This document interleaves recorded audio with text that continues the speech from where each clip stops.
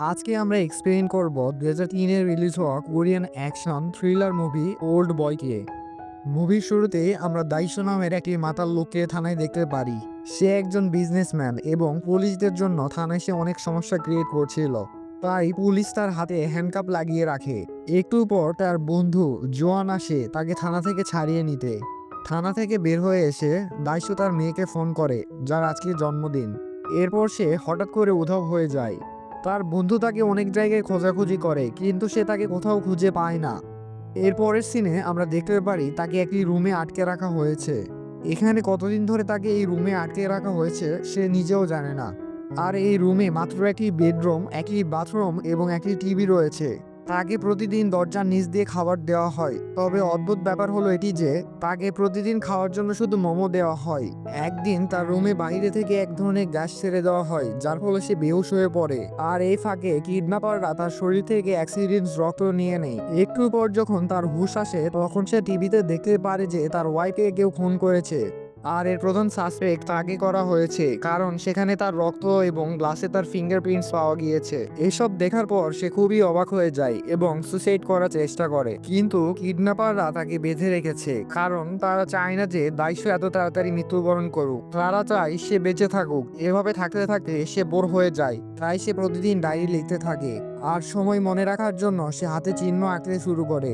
1 বছরের জন্য একটি চিহ্ন আঁকে আর এখান থেকে বের হওয়ার জন্য রাস্তা তৈরি শুরু করে, এবং সে প্রতিদিন ফাইটিং প্র্যাকটিস করে। এতে করে সে অনেক স্ট্রং হয়ে যায়। তার একটি লক্ষ্য থাকে যে কিভাবে সেই রুম থেকে বের হবে, এবং এখান থেকে বের হয়ে তার কিডন্যাপারকে সে হত্যা করতে চায়। প্রায় 15 বছর ধরে সেই রুমে কিডন্যাপ হয়ে আছে। এরপর এখান থেকে বের হওয়ার জন্য খোদাই করে যে রাস্তা তৈরি করছিল সে তার শেষ প্রান্তে পৌঁছে যায়, কিন্তু তখনই সে আগে সেই গাছের স্মেল পায়, যার কারণে সে আগে বেহুশ হয়ে গিয়েছিল। এই কারণে সে সেই ছিদ্রটি বন্ধ করে দেয়, যাতে সেই গাছের কারণে সে বেহুশ না হয়। এরপর তার রুমে একটি মহিলা এসে তাকে হিপনোটাইজ করে। এরপর যখন সে তার চোখ খোলে সে নিজেকে একটি সুটকেসের ভেতর দেখতে পায়। সুটকেসের ভেতর থেকে সে যখন বের হয় তখন সে নিজেকে একটি বিল্ডিং এর ছাদে দেখতে পায়। এরপর সেই বিল্ডিং থেকে বের হয়ে যায়, কিন্তু বের হওয়ার পর সে তার কোনো আত্মীয় স্বজনের বাসায় যেতে পারে না, কারণ তাকে তার ওয়াইফের খুনের কেসে ক্রাইম সাসপেক্ট করা হয়েছে। সবাই তাকে একজন পলাতক হিসাবে জানে। সে তখন ভাবতে থাকে যে সে কোথায় যাবে, কারণ তার কাছে থাকার মতো জায়গা নেই আর কোনো টাকা পয়সাও নেই। এগুলো ভাবতে ভাবতে ঠিক তখনই তার কাছে একটি ভিক্ষুক চলে আসে। সে ভিক্ষুক তাকে একটি মোবাইল আর পার্স দেয়, আর পার্সের ভেতরে সে অনেকগুলো টাকা দেখতে পায়। এরপর সে সেখান থেকে কিছু না বলেই চলে যায়। সেই রুম থেকে বের হওয়ার পর এখন পর্যন্ত সে কিছুই খায়নি। 15 বছর ধরে প্রতিদিন শুধু মোমোই খেয়েছে। তাই সে একটি ভালো রেস্টুরেন্টে খাবার খেতে যায়। সেখানে তার মিডো নামে একটি মেয়ের সাথে দেখা হয়। মেয়েটি হলো এই রেস্টুরেন্টের একজন শেফ। সে খাবার খেতে শুরু করে, এমন সময় তার কাছে কিডন্যাপারের ফোন আসে। সে কথা বলতে বলতে সেখানে অজ্ঞান হয়ে যায়। এরপরে সে যখন চোখ খোলে সে নিজেকে মিডোর বাসায় পায়। দাইশু যখন বেহুশ হয়ে পড়ে থাকে তখন মিডো তার ডায়েরি পড়ে এবং তার পুরো জীবন কাহিনী সে বুঝতে পারে। তাই এখন সে দাইশুকে সাহায্য করতে চায়। তারা যখন দাইশুর মেয়ের ব্যাপারে খোঁজ করে তখন তারা জানতে পারে যে তার মেয়েকে 3 বছর বয়সে কেউ দত্তক নিয়ে নেয়। এরপর আর তার ব্যাপারে কিছুই জানা যায় না। তাই এখন দাইশু তার কিডন্যাপারকে খুঁজতে থাকে। দাইশু একদিন মিডোর সাথে রেস্টুরেন্টে খেতে যায়। ঠিক তখনই তার কিডন্যাপারকে ধরার একটি আইডিয়া মাথায় আসে। সে চিন্তা করে সে শহরের সব রেস্টুরেন্টের মোমো টেস্ট নিয়ে সেই রেস্টুরেন্টের ব্যাপারে খোঁজ করতে পারে, যেখান থেকে তার জন্য প্রতিদিন খাবার আসতো। এরপর দাইশু আর মিরোর সাথে শহরের সবগুলো রেস্টুরেন্টে গিয়ে সেখানে মোমো টেস্ট করতে থাকে। একদিন সে সেই রেস্টুরেন্ট খুঁজে পায় যেখান থেকে তাকে 1 বছর ধরে মোমো পাঠানো হতো। আর সে ডেলিভারি ম্যানে পিছু করতে করতে সেই জায়গায় পৌঁছে যায় যেখানে তাকে 15 বছর ধরে আটকে রাখা হয়। কিডন্যাপ গ্যাংয়ের সেই লিডার পার্কে সে ধরে ফেলে এবং তাকে টর্চার করতে থাকে। এরপর সে জানতে পারে এই দলটি বিভিন্ন মানুষদের কিডন্যাপ করে নিয়ে আসে এবং সকলকে আলাদা রুমে আটকে রাখা হয়। সে পার্কে কিডন্যাপারের ব্যাপারে জিজ্ঞাসা করলে সে তাকে জানায় যে সে কোনোদিন পার্কে দেখেনি, কিন্তু তার কাছে পার্কে একটি রেকর্ডিং আছে।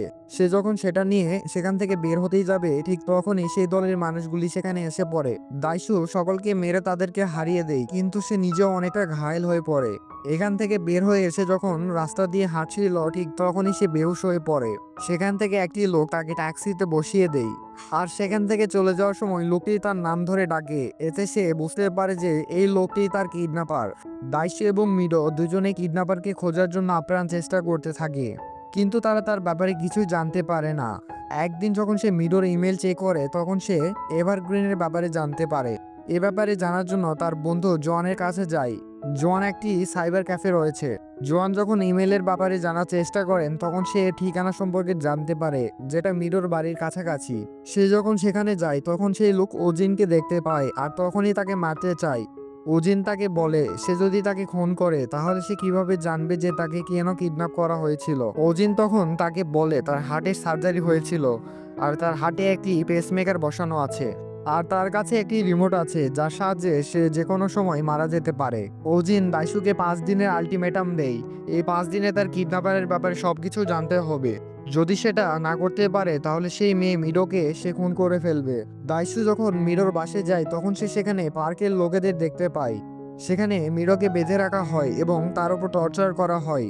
পার্ক এখানে তার থেকে রিভেঞ্জ নিতে এসেছে কারণ দাইসু তাকে অনেক টর্চার করেছিল।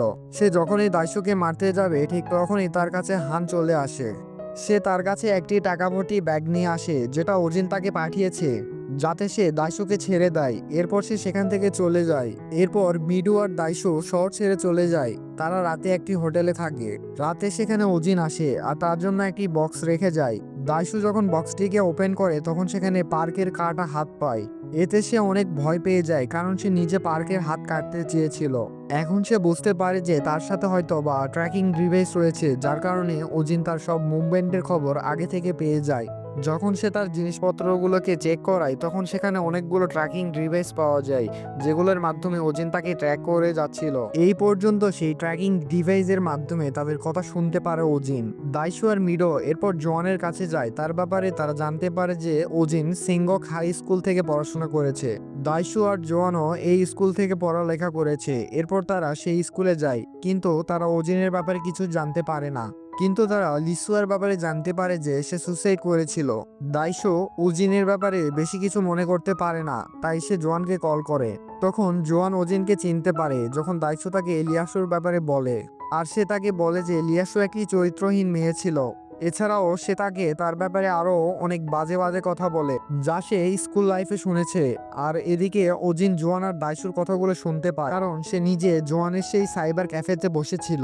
যখন সে লিয়াসুর ব্যাপারে কথাগুলো শোনে তখন তার মাথা গরম হয়ে যায় আর জোয়ানকে খুন করে। এতে বোঝা যায় যে লিয়াসা আর ওজিনের মধ্যে কোনো সম্পর্ক ছিল। মিডোকে সেভ রাখার জন্য দাইসু তাকে সেই কিডন্যাপ সেন্টারে রেখে আসে কারণ সে ভেবেছিল সে সেখানে সেফ থাকবে। মিডোকে 5 জুলাই পর্যন্ত সেখানে রেখে যায়। যদি সে এই পর্যন্ত না আসতে পারে তাহলে মিডোকে ছেড়ে দেওয়া হবে। তারপর দাইসু একটি সেলুনে আসে। এই সেলুনটি তার একটি ক্লাসমেটের। এখান থেকে সে লিয়াসু এবং ওজিনের ব্যাপারে জানার চেষ্টা করে। এখানে এসে সে কিছু গুঞ্জনের ব্যাপারে জানতে পারে যা সে স্কুলে থাকাকালীন নিজেই ছড়িয়েছিল। এরপরে ধীরে ধীরে তার লিয়াসুর ব্যাপারে সবকিছু মনে পড়ে। দাইসু, জোয়ান, লিয়াসা, ওজিন তারা সবাই একসাথে একই স্কুলে পড়তো। একবার ওজিন ও লিয়াসাকে ইন্টিমেট হতে দেখে এবং জোয়ানকে সেটা আরো বাড়িয়ে বলে দেয়। এ ব্যাপারে সে নিজেই কথাগুলো ছড়ায় স্কুলে। এ ব্যাপারে সে মিডোকে জানায় এবং ওজিন তাকে প্রতিশোধ নেওয়ার জন্য বের হয়ে পড়ে। ওজিন যেখানে থাকে সে সেখানে পৌঁছে যায়। ওজিন তাকে পুরো ব্যাপারটি খুলে বলে। সে তাকে জানায় যে তার কারণে লিয়াসুর প্রেগনেন্ট হওয়ার মিথ্যা গুঞ্জন ছড়িয়ে পড়েছে। সে প্রেগনেন্ট এই কথায় বিশ্বাস করতে শুরু করে কারণ তার পিরিয়ড অফ হয়ে যায় এবং তার পেটও ধীরে ধীরে বড় হতে থাকে। এই কারণে সে সুসাইড করেছিল। এসব কিছু হয় দাইসুর কারণে। এজন্যই ওজিন তার থেকে প্রতিশোধ নিতে চায়। এরপর দাইসো ওজিনকে পোস্ট হেপনোটাইজের ব্যাপারে বলে। এই কারণে মানুষকে যেরকম বিহেভ করতে বলা হয় সে ঠিক তেমনই বিহেভ করে। সে সেই রুম থেকে বের হওয়ার পর তাকে রেস্টুরেন্টে যাওয়ার জন্য হেপনোটাইজ করা হয় আর সে সেটাই করে। এরপর তাকে একটি গিফট বক্স খুলতে বলা হয় যা সে প্যান্ট হাউসে রেখেছিল। দাইসো এই বক্সটি খোলার পর রীতিমতো অবাক হয়ে যায় কারণ সেখানে দাইসোর মেয়ের ছবি রাখা ছিল। এটা দেখার পর সে মানসিক ভারসাম্য হারায় কারণ সে নিজের মেয়ের সাথে ইন্টিমেট হয়েছে। সে ওজিনকে মারার জন্য হাতে কাঁচি নিয়ে দৌড়াতে থাকে কিন্তু ওজিনের বডিগার্ড হান তাকে আটকায়। তাদের মধ্যে অনেক ধস্তাধস্তি হয়। হান যখন তাকে মারতে যাবে ঠিক তখন ওজিনকে গুলি করে মেরে ফেলে। তখন সে পার্ককে কল করে এবং মিডোকে দিতে বলে আর সে বলে তার সামনে একটি বক্স আছে। মিডোর এখন এসে বক্সটি খুলে দেখতে হবে। দাশু চিৎকার করে মিরোকে বলতে থাকে সে যাতে এই বক্সটি না খুলে।